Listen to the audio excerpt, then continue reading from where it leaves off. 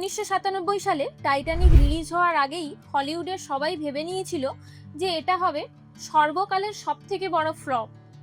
একটা trade magazine লিখেছিল এটা 1990-এর দশকে সবথেকে বড় ডিজাস্টার হতে চলেছে। কিন্তু শেষ পর্যন্ত কি হয়েছিল আজকে সেটাই বলবো। ডিরেক্টর ক্যামেরন যখন ফক্স স্টুডিওকে সিনেমাটার আইডিয়া পিচ করলেন, Romeo and Juliet on a sinking sea, studio রাজি হলো। বাজেট ধরা হলো $110 মিলিয়ন। সিনেমা শুরু হতেই টাকা উঠতে শুরু করলো। ক্যামেরন মেক্সিকোতে গিয়ে 17 মিলিয়ন গ্যালনের ওয়াটার ট্যাঙ্ক তৈরি করলেন। রিয়েল টাইটানিকের র্যাকে গিয়ে শুট করলেন। বাজেট পৌঁছে গেল 200 million.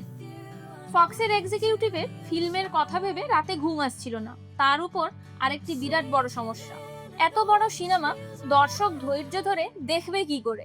We had a big budget, the budget going in was I think $115 million plus the cost of the studio facility. Executive ক্যামেরনকে বললেন ফিল্ম থেকে 1 ঘন্টা কাটতে।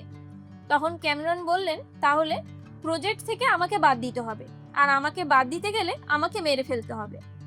ক্যামেরন বললেন আমাকে $8 মিলিয়ন ডিরেক্টিং ফি দিতে হবে না, আমার সিনেমাটিকে আমার মতো থাকতে দাও।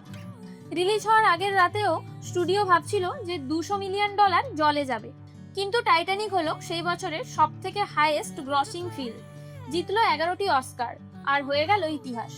এই ধরনের গল্প বা ট্রিভিয়া শুনতে সাবস্ক্রাইব করুন ট্রিভিয়া ম্যানিয়া।